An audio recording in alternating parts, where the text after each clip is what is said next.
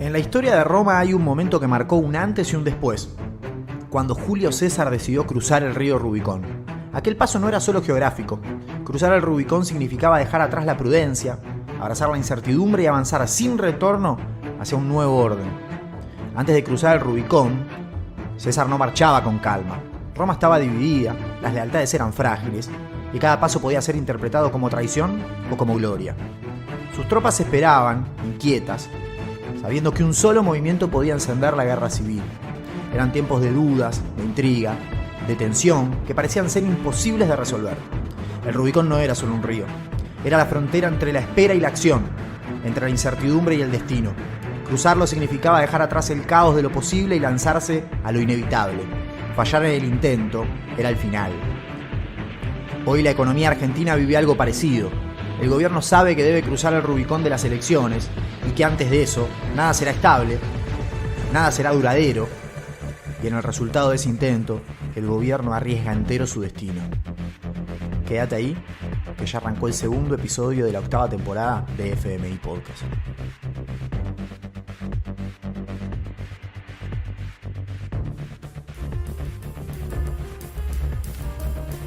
Hacer crecer una empresa necesita algo más que solo ganas. Hace falta quien la acompañe. Ahí está BST, el banco que entiende la realidad concreta de las empresas argentinas y conecta a quienes quieren hacer crecer el país con quienes lo hacen crecer todos los días.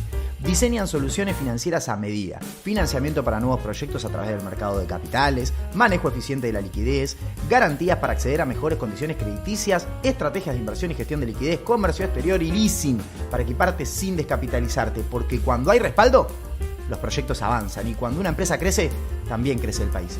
Por todo esto, BST es el banco de las empresas.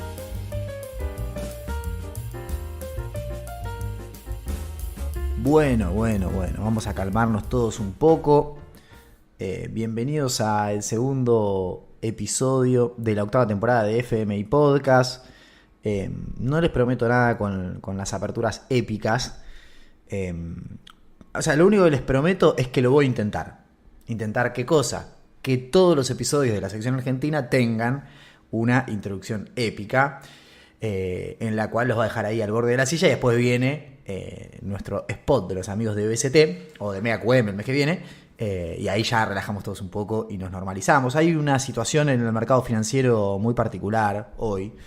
Hablaba con un amigo que estoy hablando mucho con colegas, estoy armándome una agenda formal de colegas del sector financiero, de todo tipo, de la banca, de la administración de fondos, de mesas, de trader. Y estoy como trabajando más, yo sí, mucho de clavar el visto, mucho de no llegar a contestar, mucho que no me estoy tomando la molestia ahora sí, contestar todo, hablar con todo el mundo, estar muy conectado para tratar de ver cómo la están viendo. La verdad que es un lío el mercado financiero. Una de las cosas que les quería decir es, y un amigo me manda hace un rato, che, qué quilombo, ¿viste? O qué velada, no sé qué. Y mi respuesta fue, dame más pistas, boludo, dame más pistas. O sea, ¿cuál de todos los quilombos en los que estamos metidos en este momento me estás hablando? Al rato me ponía a estar interviniendo. Yo le decía, ¿interviniendo en qué? En LECAPS, en futuros, el de septiembre, el de mayo, el spot, el caucho, en los repos. ¿Dónde? O sea, bueno, como ustedes ya saben, yo soy muy contraria en el mercado. En general tiendo a pensar que cuando todos estamos muy desesperados y hay mucha volatilidad, en realidad uno puede hacer lo que quiera, apostar al caos y demás, pero a mí acá en el podcast me gusta hacer un poco lo que no vas a escuchar en otro lado. Entonces, si el escenario es de caos, muerte y confusión, yo voy a venir acá con un tono un poquito más tranquilo. Bien, que eso es lo que van a ver ustedes hoy. El punto es que la situación está tan complicada y es tan volátil y es tan confusa que estoy grabando por primera vez en mi vida el podcast con el WhatsApp web abierto. ¿Por qué hago esto? Porque todavía la rueda no terminó y estos pibes están sacando a razón de una comunicada por día con tema encaje, por ejemplo. Acaba de salir algo que no se entendió, lo tuvieron que explicar, estamos en un lío. Entonces, bueno, hoy vamos a hacer un poco una cronología de todo lo que fue pasando. Acabo de hacer una aclaración, que es algún colega me decía el otro día, el primer episodio fue espectacular, pero arrancaste de muy atrás. Sí, arranqué de muy atrás. Y bueno, pero esas como 20 minutos hablando de algo que pasó hace un... Sí, porque para mí era importante que ustedes entiendan cómo llegamos hasta esta circunstancia. Porque acá el podcast, como ustedes saben, se trata de entender. Entonces yo puedo venir ahí ahora y decirle, hay volatilidad de tasa, sube, baja, ¿pero por qué? ¿Cómo no? Bueno, para explicarte por qué por ahí me tenga que remontar a algo que pasó hace un mes. Pero en la dinámica, en el fragor del minuto a minuto, porque este no es un podcast del fragor del minuto a minuto. Este es un podcast donde nos sentamos a charlar y a tratar de explicar y entender. A veces hay que tener un poquito más de paciencia. Otra cosa que discutimos mucho es poner la parte más interesante al principio y después... No, ¿por qué? ¿Que no tiene paciencia para esperar 10 minutos de una charla amena? Que se vaya, no es el público que nosotros queremos tener acá. ¿Bien? Así que ustedes confíen en mi criterio. Si yo me tomo 20 minutos para aplicar algo, es porque va a redituar en una discusión de asado que ustedes sepan eso. Recuerden que el único objetivo de esto no es ni hacerse millonario, es sobrevivir a este país en términos financieros y espirituales para poder ir a asados y ganar discusiones. Sobre la primera parte de este episodio vamos a hablar de la agenda legislativa, de lo que se vetó, lo que no se vetó, lo que avanzó, lo que no se vetó, el costo, y un dato de actividad que tuvimos esta semana que confirma buena parte del diagnóstico con el que nos fuimos la temporada anterior. En el medio del episodio vamos a hablar de todo este problema de las tasas de interés y el dólar, ¿bien? Y hacemos un poco de actualización de qué novedades tuvimos y qué problemas están teniendo los bancos, las administradoras. ¿Por qué si yo dejaba la platita en el fondo le podía avisar a las 5 de la tarde y ahora me dicen que a las 3 tengo que avisar? No te voy a explicar cómo se armó ese lío y por dónde se puede resolver. Y sobre el final quiero hacer una reflexión sobre este vicio que tiene el equipo económico, porque más que el gobierno es el equipo económico, no sé cómo decirlo de manera formal, pero digo, de acostarnos a todos todo el tiempo. Bien, esa es, tipo, te la dejan, te ponen unas condiciones y después te las cambian, vos como regulador lo podés hacer, pero me parece que están abusando de esa herramienta. Bien, y eso genera una especie de malestar y desconfianza y te hace perder credibilidad. Entonces, sobre el final quiero hacer una reflexión sobre eso. No es nada que no haya dicho otras temporadas, pero bueno, cada tanto vuelve. Me preocupa la recurrencia de eso, no me preocupa ni que juegues como regulador ni que me hagas perder plata. O sea, son cosas que pueden suceder, vos tenés otros objetivos distintos a los nuestros, pero es una herramienta que no tendrías que usar todo tanto el tiempo. Así que vamos a ir un chivo de Roku y comenzamos formalmente con este episodio. Roku vuelve a acompañar al zarismo una nueva temporada y esta vez lo hace a lo grande. ¿Tu TV quedó desactualizada? Tranquilo, no hace falta reperfilarla. Te presentamos los nuevos lanzamientos de Roku para que vivas la mejor experiencia de streaming de manera fácil, rápida y sin cables. El Roku Stick te permitirá ver el mejor contenido en calidad HD y además suma la función del control remoto para poder apagar y prender la TV. Si querés vivir la experiencia 4K, tu mejor opción será el Roku Stick Plus. No lo dudes más, Roku es la inversión más rentable para tu entretenimiento. Conseguí cualquiera de estos productos y toda la línea completa en la tienda oficial de Roku en Mercado Libre. Alguno podrá decir, Sar, qué introducción larga. Y sí, porque me pintó deslizar algunas cosas de las que voy a hablar después, más en profundidad. Sí, estoy un poco más, esta temporada estoy un poco más como suelto, Tipo, vieron que antes hablamos de inflación y actividad en la primera parte, en la segunda, no estábamos... Vamos a ver, ordena eso, pero por ahí tenga que ser desordenado, ¿viste? ¿Cómo está el país? ¿Por qué yo voy a traer orden en un país en donde nada funciona? Bien. Entonces, mucho ruido, sobre todo ayer, día miércoles, porque la agenda legislativa traía sobre tablas, una discusión, en realidad sobre tablas no, pero traía a la discusión pública una serie de proyectos que obviamente no le gustan al gobierno. Bien.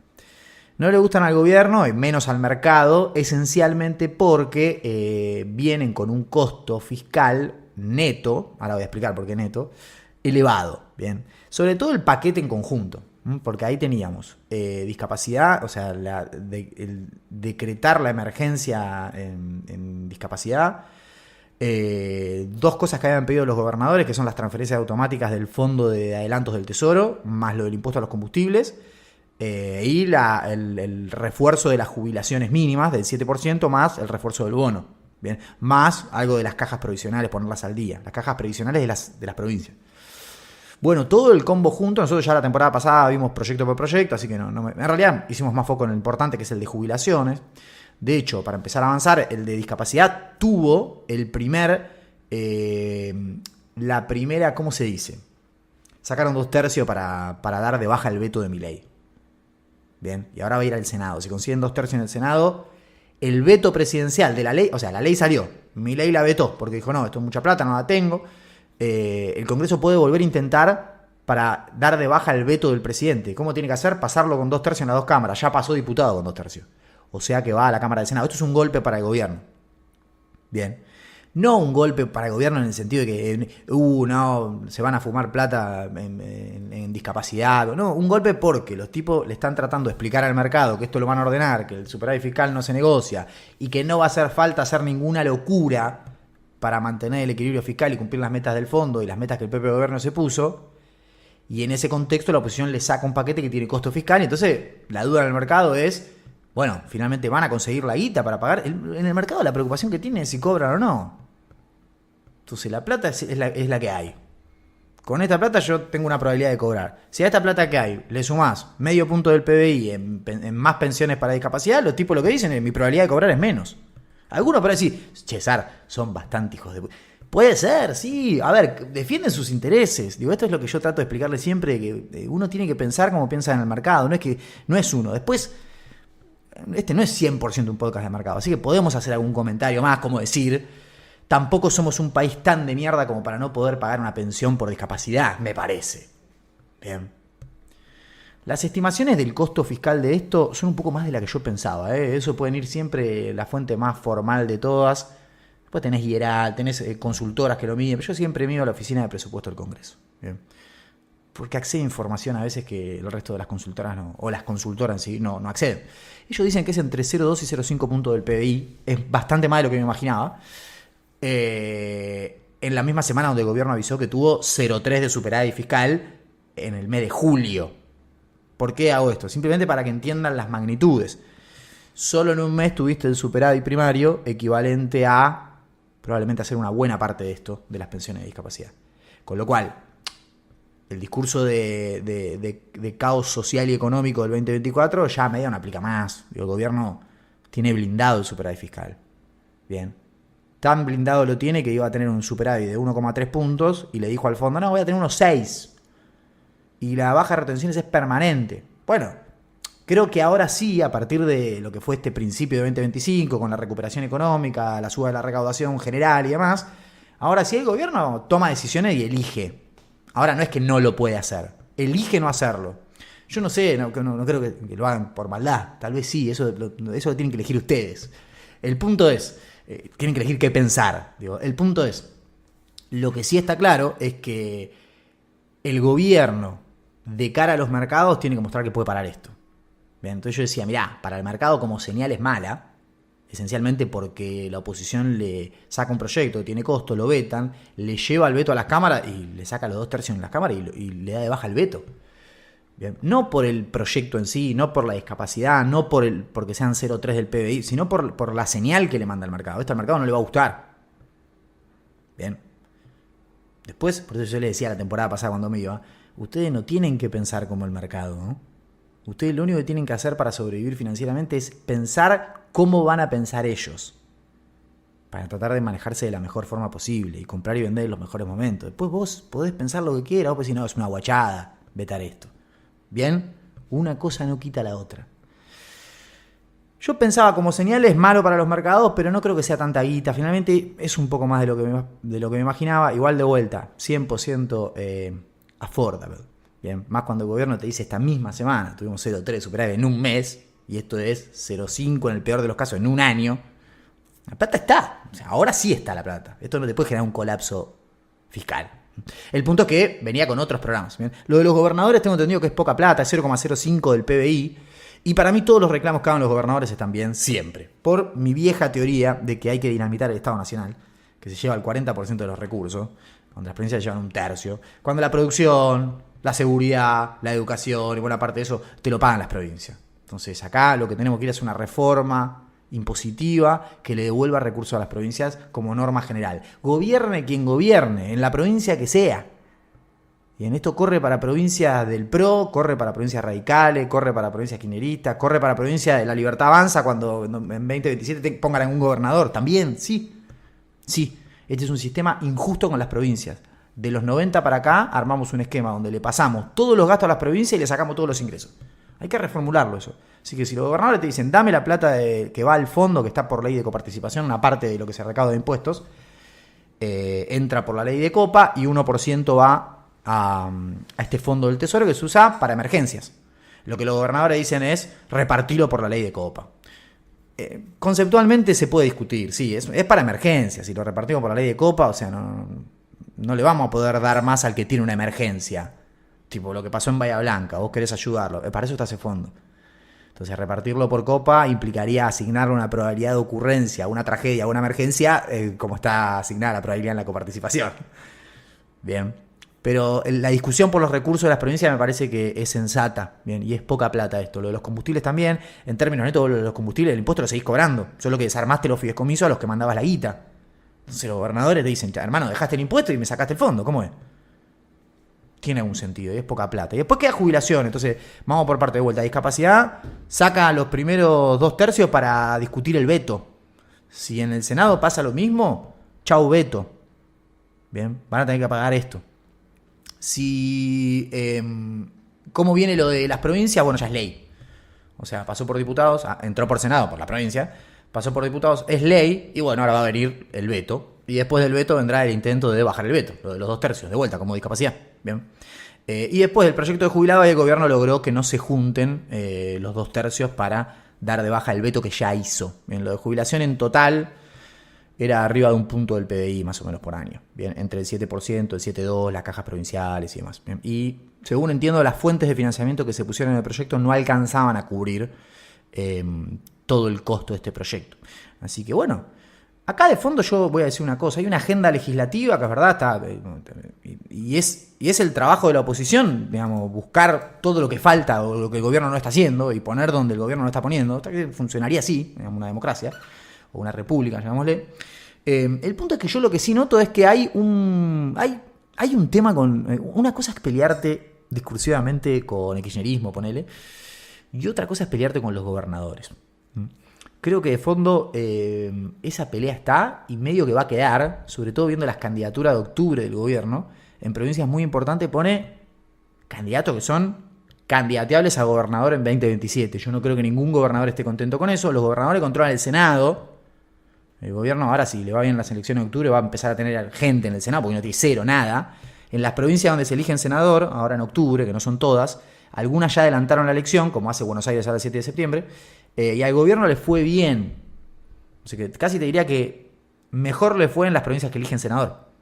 Así que el gobierno se va a poder armar un core ahí de senadores. El punto es que, digamos, bueno, es una elección de medio término, sí, pero lo que viene después de la elección de medio término son las reformas estructurales. Lo que le falta a este modelo son las reformas estructurales. Impositiva, laboral, previsional, no sé qué va a haber ahí adentro, pero digo, eso es lo que el gobierno promete que va a pasar después de las elecciones. Se lo dice al fondo. Bien, hay muchos que son benchmarks estructurales que están escritos en el fondo. Se presentan en diciembre. ¿Por qué en diciembre? Bueno, el 26 de octubre de la elección, en diciembre lo presentamos, ya con el Congreso cambiado, vas a tratar de pasar esas reformas. Si no pasás... O sea, ¿cómo pasas esas reformas? Tenés que tener mayoría del Congreso. ¿Cómo se para tener mayoría del Congreso? Tenés que ganar las elecciones.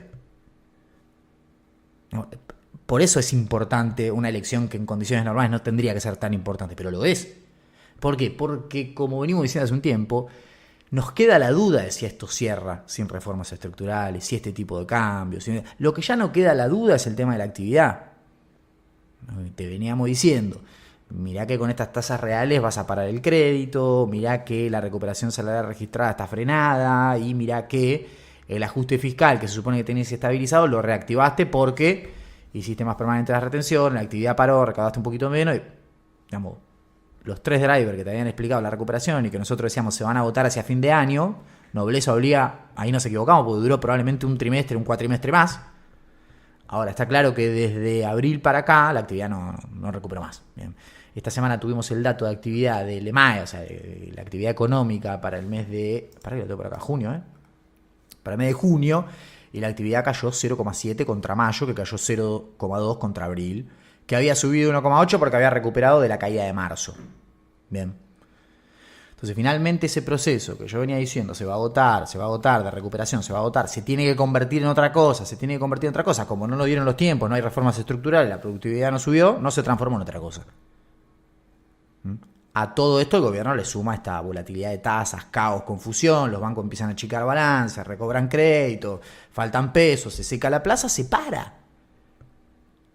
Para los que están hace mucho acá, ¿se acuerdan cuando hablábamos al principio de la dolarización? Que yo les decía a mis muchachos, si ustedes en una economía que se está remonetizando, o sea, donde la inflación está bajando y la gente deja de tener tanta desconfianza de su moneda. Si ustedes en esa economía no dan peso, las tasas van a volar y la gente no va a agarrar los dólares. Primero, antes de agarrar los dólares, va a dejar de transaccionar, vas a entrar en una recesión. Bueno, buen día, ¿cómo andan? ¿Todo bien? ¿Les suena familiar algo que decía en 2022 con lo que está pasando 3 años después? Literal pasó eso. Y está pasando eso. Y va a seguir pasando eso. Vamos a un chivo de Calypso y metámonos con el tema tasas, dólar y todo este lío que tuvimos. ¿Cansado de los software que cuestan carísimo y no te gestionan nada? Los Ares y Sarinas ya saben que Calypso es el sistema de gestión para medianas y grandes empresas que te soluciona todo en una sola plataforma y en la nube.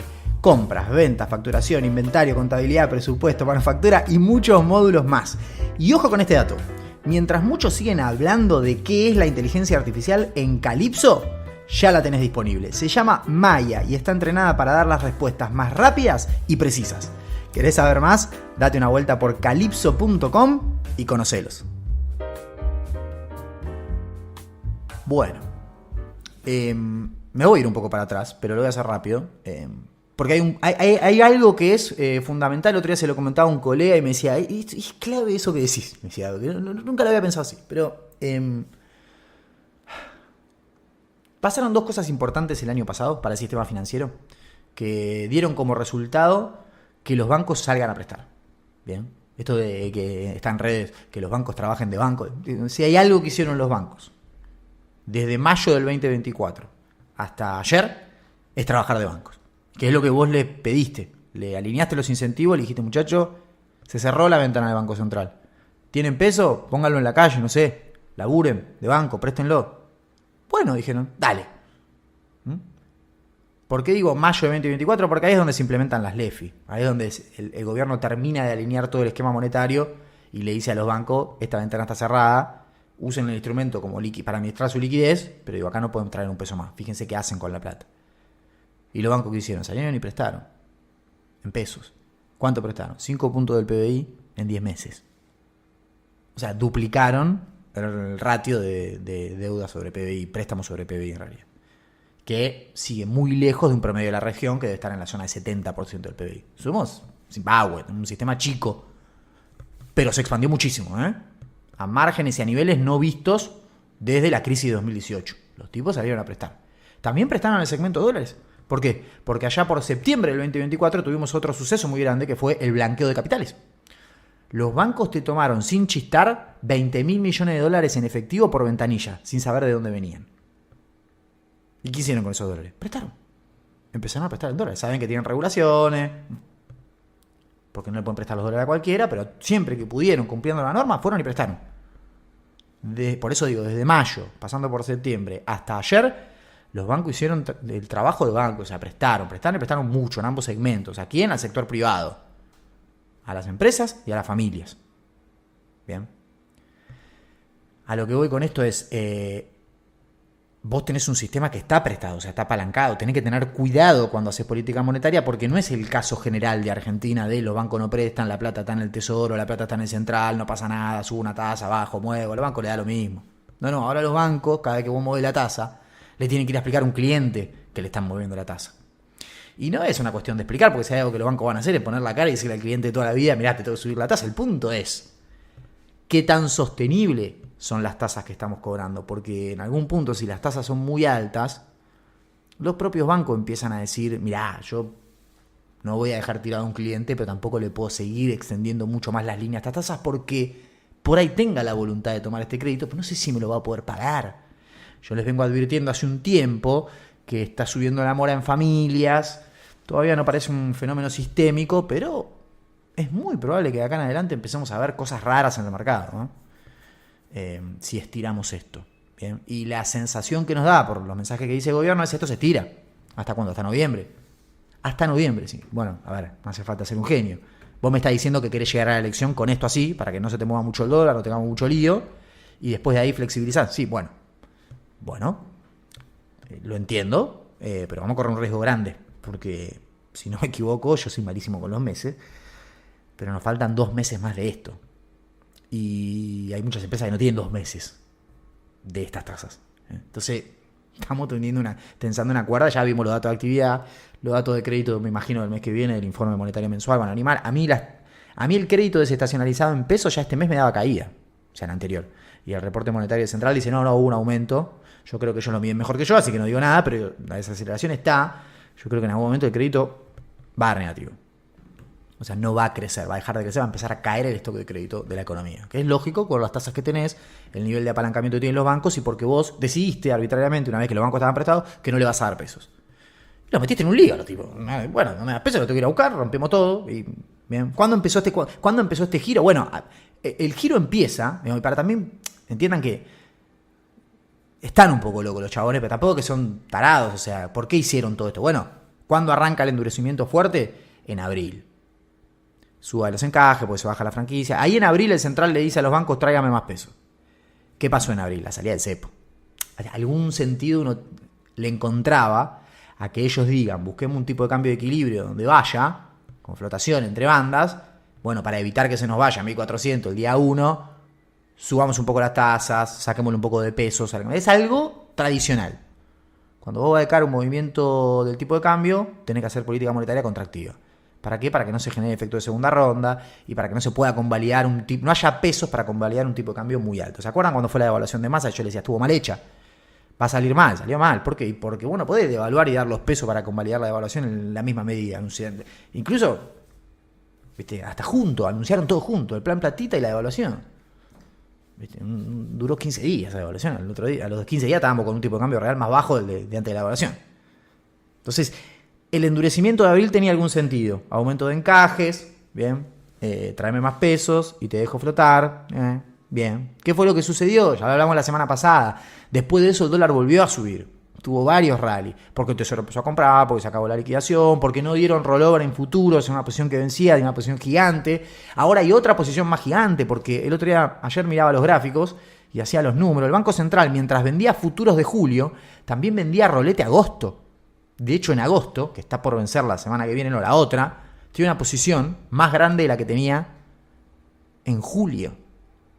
Con esto lo que te estoy diciendo, si en julio por no renovar tuvimos un quilombo, imagínate si no renueva en agosto. ¿Qué es un quilombo? No, bueno, ese día se te va a poner tomador de tipo de cambio, va a subir fuerte, como subió en aquel momento. Bien. Producto de esa suba del dólar, el gobierno elimina las LEFI y no tiene mejor idea que endurecer aún más la exigencia de liquidez para los bancos. Y aparece todo este tema de que le cambia las cosas. ¿Cómo vino todo esto? La semana pasada nosotros dijimos, los bancos fueron a una colocación del Tesoro y dije, no tengo pesos, necesito. Vos, Banco Central, me estás diciendo que querés más pesos en el Central, entonces yo voy a ir y se los voy a pedir al Tesoro en efectivo. Le pidieron 5,8 billones. ¿Qué hizo el gobierno cuando vio que los bancos le pedían 5,8 billones? Dijo, el lunes te saco todos los pesos excedentes. O sea, mandá al Central lo que tengas que mandar y todo lo demás devolvémelo a mí. O sea, que en el neto, cuando vos hacés la cuenta, los bancos fueron al Tesoro y le dijeron, pagame en efectivo 5,8 billones de pesos, por favor. De esos 5,8, 1,5 fue al Banco Central a dormir porque lo necesitabas para cumplir la norma de encaje. Y el lunes te sacaron con los títulos estos Tamar, que no sé qué, que se los podés dar al Banco Central como encaje para cubrir ese aumento último de encaje que con eso te sacaron 3,8. Hace 3,8 más 1,5. ¿Cuánto da? Da que te quedaron de los 5,8 que pediste 0,5 billones. O sea, los bancos te piden 10 y le diste 1. Y ese 1 encima en medio que no lo podés usar. ¿Por qué? Porque ahora pasó algo que es lo que nos va a permitir explicar todo este quilombo de las tasas al final del día, que se va al 1, que se va al 100. No solo le subiste los encajes hasta noviembre, la norma dice se suben los encajes 5 puntos hasta noviembre. Todo este aumento me lo podés dar en títulos. ¿Qué títulos? Los que te coloco el lunes, estos que son tamares no sé cuánto. Entonces dijiste, bueno, está bien, tomá los pesos que te pedí en efectivo, te los devuelvo, dame los tamares. Y agarrá los tamares y se te va a sentar, tomá los tamares. ¿Viste? Puta madre. En términos netos, nada, entre los 5 que te pedí, 1,5 mandé a dormir a Central no remunerado, 3,8 los usé para los tamares, me quedó 0,5. Y no lo puedo usar, porque me cambiaste la forma en cómo me medí los encajes. ¿Qué significa? Significa que los encajes, o sea, cuando vos haces un depósito en el banco, llevas un billete de 100, el banco tiene que agarrar 25 de eso y mandarlo a Central. Es una norma regulatoria que tienen todos los países del mundo. Bien. ¿Cómo es operativamente eso? Pero escúchame, cada uno manda un billete y cada billete que me manda tengo que mandar un 25% al Central en un camión de caudales, un quilombo. No, bueno, vamos a hacer una cosa. Yo te voy a tomar el promedio de depósitos del mes anterior. Y lo que te voy a decir es que te voy a pedir que en promedio vos me cumplas el encaje el mes siguiente. A ver, vamos de vuelta. ¿Cómo funciona esto? Funciona así. Cuando terminó el mes de julio, decime, ¿cuánto tuviste de promedio diario de depósitos? 100. Bien. Bueno, me tenés que encajar 25% de esos 100. O sea, a partir del 1 de agosto, me tenés que encajar 25 pesos en la cuenta de Central. Bien. Es contramés vencido. Entonces vos, eso te facilita porque vos en agosto no sabés en el día a día cuántos depósitos te van a quedar. Pero como es contramés vencido, bueno, si el mes pasado fue 100, yo sé que el porcentaje de 25 que tengo que encajar, tengo que tener el Central 25. ¿Qué significa que vos tengas que en agosto tener 25 encajado? ¿Que vos tenés que mandar 25 y lo dejás quieto? No. El encaje también es un promedio mensual. Lo que significaba la norma es que vos tenías que encajar 25 durante agosto por los 100 depositados en julio, pero como un promedio. O sea, yo te voy a mirar el saldo diario de la cuenta que vos tenés en el Banco Central para los encajes y ese promedio mensual tiene que ser 25. Entonces, ¿qué hacían los bancos? En la primera parte del mes mandaban un montón de plata de más. En vez de tener 25, mandaban 50, ponele. ¿Y qué hacían? Después sacaban la plata de los encajes y compraban cosas. Total, en la segunda parte del mes estaban sobrados de pesos. ¿Por qué? Porque habían encajado mucho al principio, habían sobreencajado. Entonces manejaban ese promedio. Con esto lo que tenían era un mejor manejo de la liquidez y tenían más posibilidad de proyectar. Porque yo le voy a contar algo que por ahí ustedes no se imaginan que es así, pero funciona así. Es muy difícil saber cuánta plata tenés al final del día. Para un banco, para una administradora. Vos sos una administradora de fondos, administrás un fondo. Y nada, cada peso que entra vos lo tenés que invertir. El punto es que a veces vos te enterás que entró un peso a las 5 menos un minuto. Y vos tenés que ir a un banco y decir, che, boludo, ¿me tomás este peso último que me entró? No, pará, ya arqué la caja. No, bueno, déjame ver, ya cerró el mercado. No, pero el Banco Central tiene una ventana que opera después del mercado para ver si te puedo colocar ese peso. Es un quilombo. No es que vos, cuando comienza el día, sabés con cuánta plata vas a terminar.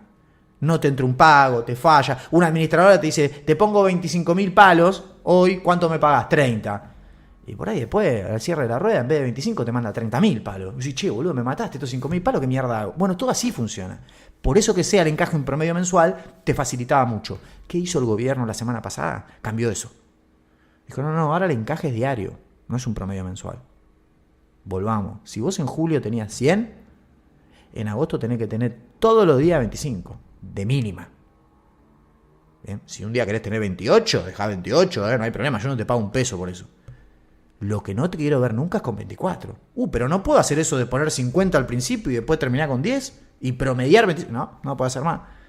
Pero escuchame una cosa, yo no puedo hacer eso. Si yo estoy todo el día con 25 quieto y un día un cliente me mete un depósito sobre la hora, yo no llego a concretar el encaje. Porque el encaje es un porcentaje de los depósitos. Me saca un peso, me saca el otro. Y eso es problemático. Porque vos tendrías que encajar una parte de ese depósito, lo tenés que meter en el central, o te sacaron y te faltó. Todo ese desajuste ahora tiene una penalización que encima la aumentaron. Te cobran la tasa Tamar por 3, antes creo que era 1,5. Esto es un lío. Pero no es solo un lío, o sea, es esencialmente un lío de implementación, es un problema técnico que está haciendo que los mercados funcionen como ustedes vieron. No sé si se habrán enterado que la tasa a un día operó a 2% de TNA, o sea, 2% de tasa anual. 2% anual en pesos conseguías plata un día. Y después al otro día a 150 se fue.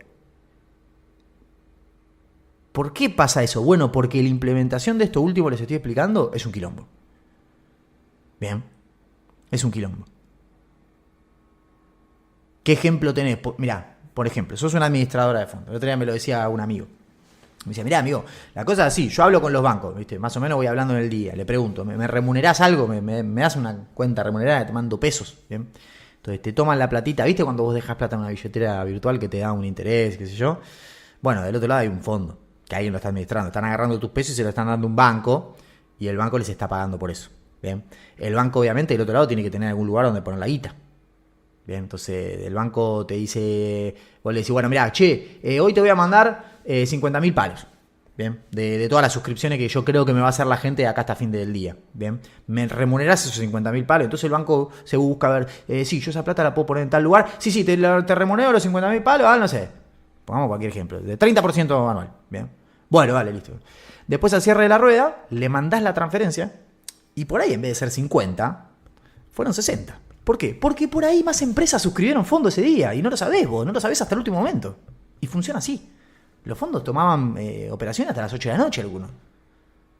¿Cuál es el punto? Y mi amigo me decía, ¿sabés qué pasa, amigo? Yo antes hacía eso, arreglaba Remu por 50 y mandaba 60 y el banco se cagaba de risa y me decía, no hay problema, ¿viste?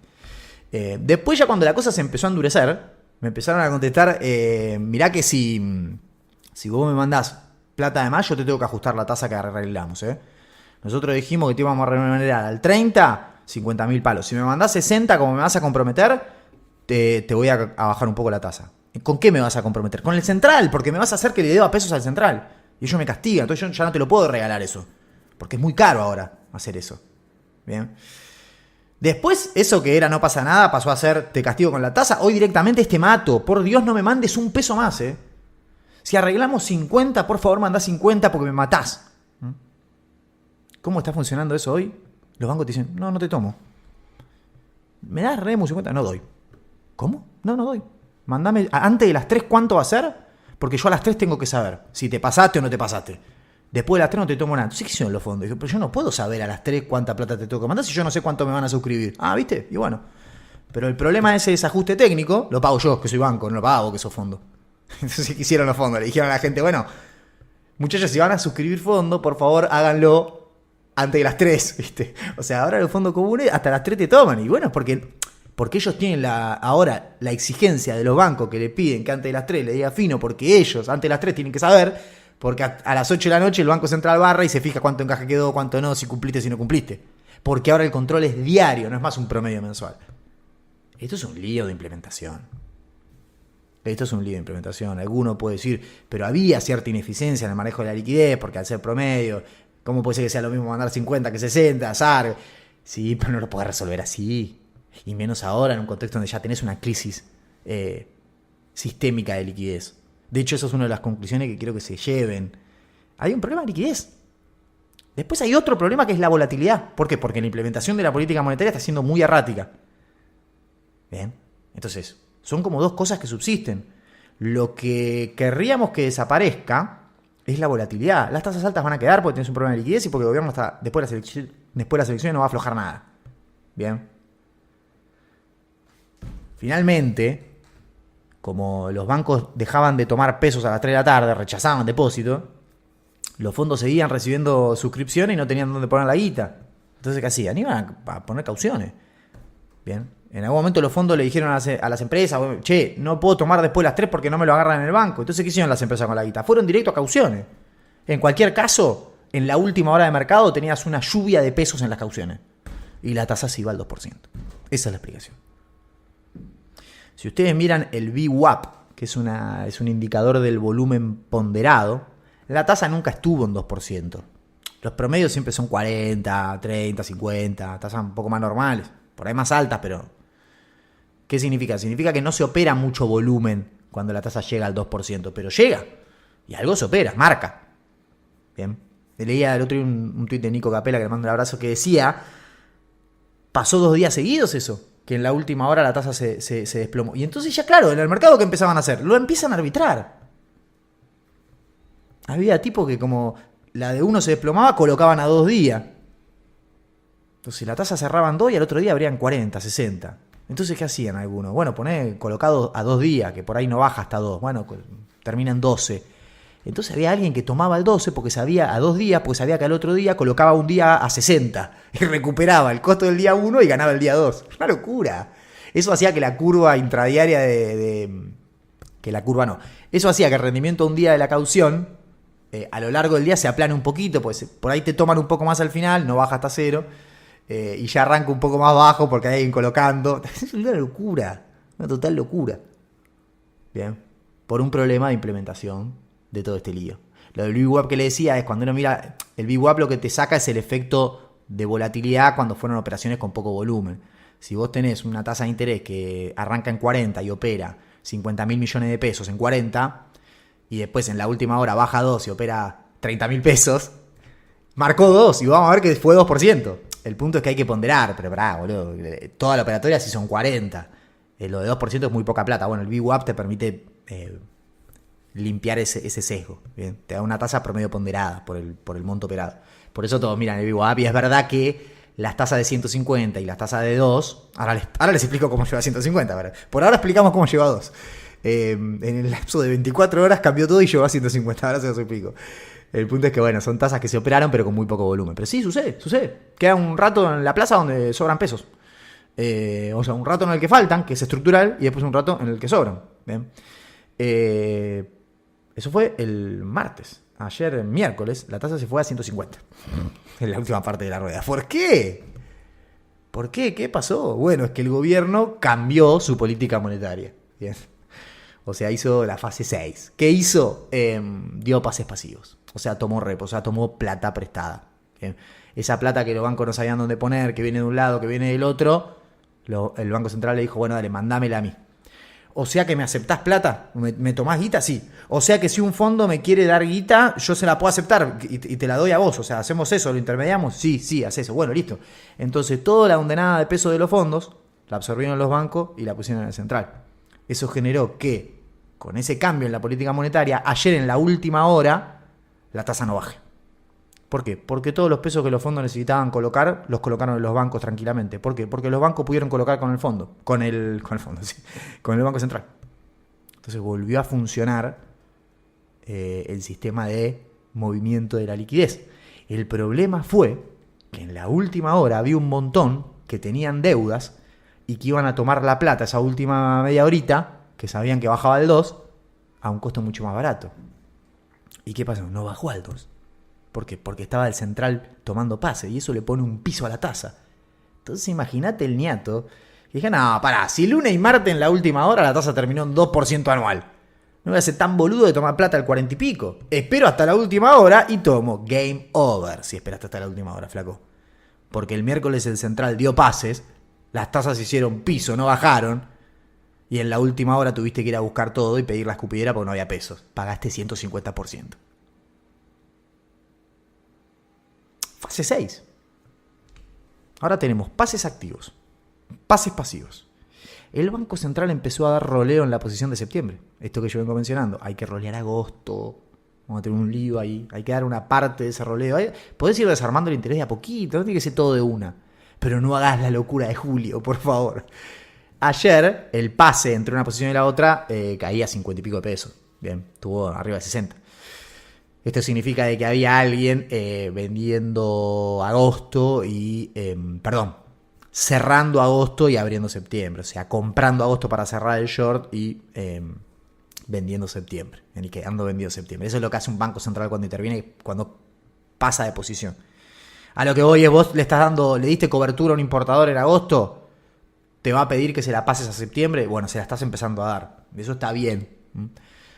Porque vos la posición ya la abriste. Hasta el Banco Central ya está vendido en futuro. ¿Qué va a hacer? ¿Cuánto estará vendido? Y como 4.000 palos, un poco más de 4.000 palos. Hay una parte que dejó en sede, pero después empezó a vender mayo 2026, todo 2026, y ahí acumuló otros 1.000 palos más entre todos los contratos. Así que debe tener más o menos 4.000 palos vendidos, un poco más. Hay una parte que está concentrado en el contrato que está por vencer de agosto, y eso me preocupa, que no se renueve. Hay otra parte que está concentrado en diciembre, porque en algún momento metieron $1 billón ahí, $1 billón, o sea, de contrato que no sabemos por qué, ni cuándo, ni cómo. Según DASA era una operación puntual, después Hay operaciones puntuales todos los días, evidentemente. Y después empezaron a intervenir 2026. Yo creo que que es porque son los que están afuera de la banda. Tiene un poco más de sentido para el modelo de esa intervención que la otra. El punto es, vos ya tenés 2.000 palos metidos ahí en la parte corta. Rolealos, porque vas a generar un quilombo. O una parte, por lo menos. Bueno, están haciendo eso. No, hoy no. Creo que habían aparecido de vuelta ahora en el medio de la rueda en 2026. El punto es nada. Lo que era tasas endógenas y no sé qué, las pelotas. Acá hay corredor de tasa, volvió el pase activo, volvió el pase pasivo y damos roleo de septiembre. Bien. Yo celebro, eso es un retorno a la normalidad y al sentido común. El punto es, ¿qué es lo que pasó? Y que otra vez tenemos dudas. Y que se movió el dólar paralelo, el dólar spot, oficial. ¿Por qué? Porque vos vas normalizando todo. Y cualquier normalización de este squeeze de pesos, cualquier normalización de esta locura que está haciendo el gobierno para que no quede un peso en la calle, cualquier normalización de eso es con un dólar más caro. Bien. Más de 1.280 y pico que estaba el oficial mayorista. Bien. Entonces, en el lapso de estos 2 días vimos al dólar moverse un poquito más y hoy ya opera arriba de 1.300 pesos. Está en 1.315. El mayorista, recuerden que yo no miro nunca, tipo Blue o cuánto está en el banco, no sé cuánto. El mayorista en el MAE, que es una mejor referencia, porque ahí sacan los dólares de los bancos, después te cargan un poquito te abren las puntas, digamos, básicamente, porque ellos son intermediarios tuyos. Así que en concreto, estamos en ese proceso. Hoy sacaron una nueva comunicada del Central explicando que se pueden arbitrar pases contra cauciones, lo que parecía que terminaba de consolidar, que se normalizó, que el Central toma pases pasivos y entonces las tasas no tienen por qué bajar al final, pero después dijeron, no es eso lo que queremos decir, es otra cosa lo que va a hacer. Así que durante estos días vamos a tener un montón de novedades. Lo conceptual es, los bancos están cortos de liquidez porque estaban prestando y el Central en ese contexto les empezó a exigir cada vez más liquidez en el Central, durmiendo, mucha de ella a tasa cero. Cuando no te aceptaron a tasa cero, le dijeron, bueno, comprá bonos y tráeme bonos, pero no te quedes pesos. ¿Por qué? Porque tengo miedo que suba el FE. Bueno, a esa situación de muy poca liquidez le metiste ese squeeze y obviamente eso generó que las tasas vuelen. Como aparte la implementación técnica es compleja, o sea, lo que hiciste es medio una locura, esto de medir diario el encaje, generaste un sobrecosto, generaste una conducta muy defensiva de los bancos, que se le trasladó a los fondos, que los fondos se los trasladan a su cliente, y bueno, esto es lo que tenés. Bien. Se va a seguir normalizando, la semana que viene vamos a seguir hablando de esto, porque esto así no va a quedar, o sea, hay que terminar de darle forma a esto. Es como la fase 6, de hecho el gobierno abiertamente acaba de cambiar la política monetaria cuando dice yo controlo el M2, no, nosotros controlamos. El M2 lo tenemos como tentativo, en realidad nosotros tenemos fija la cantidad de pesos con este concepto de base monetaria amplia. Volvió el concepto de base monetaria amplia. Bien, la cantidad de pesos para toda la vida en la economía argentina van a ser 57,7 billones. Es lo que teníamos antes de la salida del cepo, más 10 billones de la transferencia de utilidades que hizo Central la temporada pasada. En concreto, el gobierno vuelve a un esquema monetario un poco más rígido, que ya ahora ya nos está trayendo problemas, ¿no? Ni siquiera es que en algún momento, si los bancos siguen prestando y remonetizando, la tasa va a subir. No, ya así como está, ya no cierra, y por eso las tasas reales están en la parte corta a 30 puntos arriba de la inflación. Bien. De más está decir que, me adelanto a una parte de la conclusión, no hay ningún ejercicio de sostenibilidad de deuda que dé bien con las tasas en 20 puntos arriba de la inflación.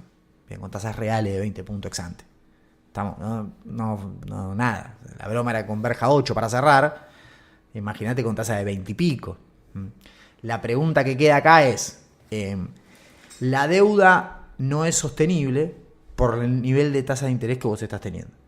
La pregunta es, ¿las tasas se fueron a ese nivel porque la deuda no era sostenible? No, para mí la relación es al revés. Las tasas suben por otra razón, que es, hiciste un squeeze monetario. Secaste la plaza de pesos. Eso es una decisión tuya de política monetaria. ¿Por qué? Porque querías que baje el dólar y la inflación más rápido. ¿Por qué? Por la elección. Eso hizo que las tasas se vuelen. Con esas tasas la deuda se hizo insostenible. La deuda era sostenible.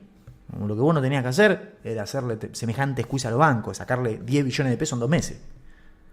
Con la cantidad de pesos congelada. Entonces, bueno, nada, con las tasas en este nivel, la sostenibilidad es baja. Después, nada, la lógica de todo esto, de hecho hoy estaban comprándole caps, están tirando liquidez de vuelta al mercado, estaban devolviendo algo. En la fase 6. Hay fase 5, ya ni me acuerdo. De fase 6 quedó el chiste, así que es fase 6. No, esta es la fase 6. Entonces, si vos te vas al capítulo 28 del libro de Hayek, de cómo destruir una curva de pesos, el libro ese que escribió en el no sé qué de Hayek, ahí dice que vos podés poner y sacar, por eso después de la fase 5, que era eliminar el corredor de tasas, viene la fase 6, que es volver a instaurar el corredor de tasas. Bien. Igual celebro porque la fase 6 tiene más sentido común que la fase 5, es menos dañina. El punto es que hoy estaban comprándole CAP, me parece, con emisión. O sea, estaban dando plata, pesos al sistema, pues estaba muy seco. Lo estaban dando en la parte larga. Bueno, larga. Sí, larga, para Argentina es largo plazo. Creo que estaban operando marzo, febrero del 2026. Y yo le decía a un amigo, es raro todo. Pero bueno, o sea, el mensaje está claro. Si vos, cuando ves que faltan pesos, los pones en 2026, lo que me estás diciendo es, voy a seguir haciendo esto hasta las elecciones. Pero créeme que después normalizo. Bien, por eso no te voy a dejar que vos pongas en precios en el 2026 algo que no va a ser. ¿Qué sería eso? Bueno, si las tasas hoy son 20 real, el año que viene van a seguir siendo 20 real. Y el gobierno te dice, no, el año que viene van a ser 10 de vuelta. Bueno, 10 no, pero digo, no van a ser tan altas. ¿Por qué? Porque yo normalizo. Después de la elección voy a normalizar. No voy a seguir siendo tan seco con los pesos. ¿Estamos? El punto es que el mercado te lo tiene que creer eso. Son 2 meses. Vos mandaste hoy la señal, vamos a ver cómo se desenvuelve en estos días y la semana que viene, la señal de que vas a normalizar post-elección. El tema es que estás rompiendo cosas. Entonces, ojo con todo lo que rompes de acá hasta el 26 de octubre, porque por ahí el 27, incluso con un buen resultado, no se puede arreglar. Lo de la actividad ya lo tenés. Lo del crédito ya está pasando. Lo vamos a ver en las estadísticas por ahí dentro de un mes, pero ya está. Entonces, bueno, vamos a ver cómo viene la fotito electoral. Hay que cruzar el Rubicón, porque si la foto electoral es mala, nada de todo esto va a mejorar. Bien. Hay una especie de trampa parecida a la de Macri, que vos no podés delegar en el resultado de una elección la sostenibilidad del modelo. Porque después por ahí la gente no te vota, qué sé yo. Uno dice, no, pero le va a ir bien en octubre. Puede ser, sí, sería lo más factible. Porque esto que estás haciendo se termina de ver dentro de 2-3 meses el efecto de esto. Entonces vas a llegar bien a la foto. Lo que pasa es que de ahí en adelante tenés que corregir rápido. Bien. Vamos a un chivo nuevo de mis amigos de Howler. Sí, segundo episodio cambiaron la narración. En realidad el primero era como especial y ahora vamos a seguir con este. Así que escuchen. Hablemos de optimizar el riesgo. Invertís en acciones, en bonos, en real estate, pero ¿cómo cuidas tu dinero físico u objetos de valor? Depender del sistema bancario tradicional tiene muchas limitaciones, horarios reducidos, falta de disponibilidad, tecnología anticuada. Es el eslabón débil en tu cadena de seguridad. Howler es la optimización de ese eslabón. Es aplicar la misma lógica inteligente que usás para tus inversiones al resguardo de tus activos físicos. Acceso biométrico, bóvedas robotizadas, 10 sucursales con estacionamiento y la privacidad que necesitas para operar con total control. Más de 20.000 personas ya tomaron la decisión inteligente. ¿Estás listo para optimizar tu seguridad? Agenda una visita sin compromiso en howler.com.ar y sentí la diferencia. Bueno, reflexión final. La reflexión final un poco se deriva de todo esto que venimos hablando. El gobierno tiene que tratar de dejar de cambiar las condiciones del juego todo el tiempo. Y algo más importante aún, cuando cambia las condiciones, no tratar de decirnos que es parte de un plan premeditado. Bien. Ni hacerlo con ese tono que en general hace las cosas de todo marcha acorde al plan, los domamos, mandriles, subió el dólar, la corrida fue un banco, ¿viste? Siempre es culpa de alguien. No, a veces por ahí es mejor.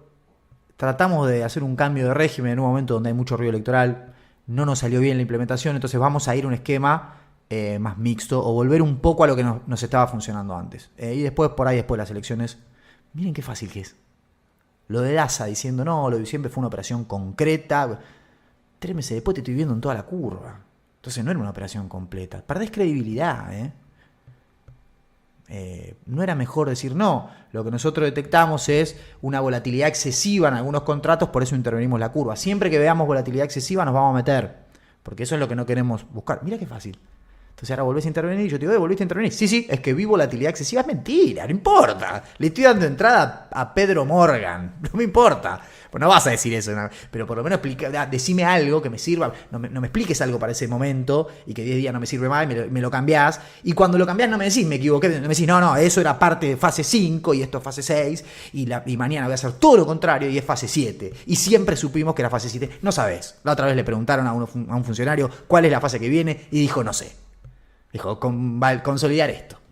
Y no fue consolidar. Lo que viene hoy, o lo que estamos viendo hoy, que igual yo banco, me parece más sano, es un retorno al anterior. ¿Por qué? Porque lo anterior funcionaba. Y esto no está funcionando. Bien. Seguimos, ¿no? Porque, nada, vamos a ver cómo decanta. Las señales que yo estoy viendo, de que aparezcan los repo pasivos, de que ya estás dando activos de vuelta, son buenas señales para normalizar. Por ahí te tengas que bancar un tipo de cambio arriba de 3.000, de 1.310 pesos. Bien, no es tan grave. De fondo, en el cambio de las condiciones, hay algo más, no es solo cambiar las condiciones, es fundir gente. Es hacer perder plata a actores institucionales y demás. Es marcarle la cancha. Es decir, subió el dólar, se fue a un nivel de equilibrio que a mí no me gusta. Y ¿sabés qué voy a hacer? Los voy a fundir a todos. Ahora van a ver. Esa es la actitud con la que parece que encaran la política monetaria muchas veces y la política financiera. No quiero decir una mala palabra, pero esa cosa de querer siempre ensartarte a todos. Está bien, vos sos un equipo económico muy del palo de las finanzas, entiende cómo funciona esto y tiene una ventaja que yo siempre lo digo, lo voy a recuperar, eso que es, ahora cuando tienen que hacer bajar el dólar, no se ponen a vender dólares como haría cualquier pichi. ¿Qué hacen? Juegan como regulador. Vos sos el Banco Central de la República Argentina, vos no sos un banco comercial que compra y vende dólares. ¿No te gusta el precio del dólar? ¿Lo podés hacer bajar? ¿Vendiendo? No. Porque si vos vendés dólares, bajás al juego de ellos, a ser un banco más. Y jugando con un banco más podés perder. Y vos tenés la ventaja de ser el regulador. Entonces, no bajo a vender un dólar. ¿Sabés qué hago? Me traen todos los encajes y hacemos neteo diario. No, pero sí, hace como baja 200 pesos. O sea, esa parte del enfoque yo la banco. El punto es, negro, vos tenés que hacer eso una vez por año. No lo podés hacer una vez cada 2 semanas. Sos una máquina de estafar gente.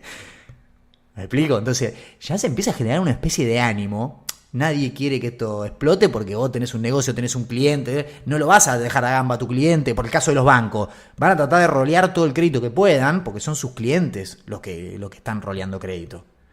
Las administradoras de fondos van a tratar de tomar todo lo que puedan porque saben que son sus clientes. Todos van a tratar de seguir jugando para vos. El punto es que vos no podés cada 3 meses estar cambiando las condiciones y dejar culo para el norte a todo el mundo.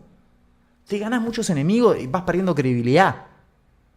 Bien, y la confianza que proyectás es cada vez menor.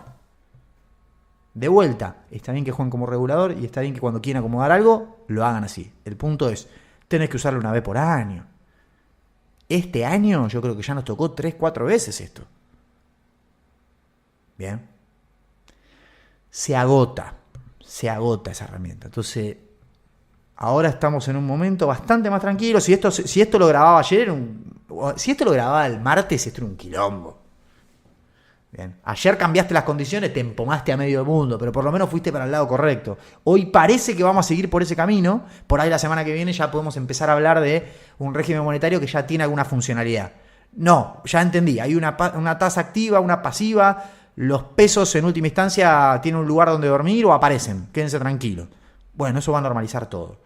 Si se normaliza todo y las tasas van a bajar, sí, pero no mucho. ¿Por qué? Porque tenemos un problema estructural de liquidez. Ok, bien. ¿Cuándo se resuelve? Por ahí después de la elección. Bien. Y hasta la elección, con las tasas un poquito más bajas, ¿no puede el FX por ahí subir un poquito el dólar? Sí, un poquito, sí. Por ahí encuentro una zona de equilibrio más en la zona de 1320, si querés, un poco más también. No es la muerte de nadie. Se tienen que tolerar eso. O normalizás y te bancás un dólar un poquito por ahí más caro. O seguís con este enderecimiento y vas a tener la paz de los cementerios, un dólar bárbaro, pero vas a fundir a medio mundo. Iba a decir a medias empresas. O sea, la mitad de las empresas funden. Bien. Es un equilibrio inestable. Como conclusión general tenés que saltar el Rubicón, que son las elecciones. Bien, el punto es todo el daño que hagas en el proceso en el que tratás de saltar ese Rubicón, de cruzar, perdón, ese Rubicón, por ahí después es irreversible. Entonces ese es el cuidado que tenemos que tener. A veces por ahí conviene normalizar un poquito ahora, bancarse un poco más de FX y morigerar el daño que está generando por haber elegido así los objetivos de política económica. Bien. Porque ahí hay una parte del daño que vos haces hoy que se te puede ser que se puede convertir en permanente o digamos irreparable después de la elección, cuando ahí sí de verdad empiezas a hacer las correcciones y normalices todo.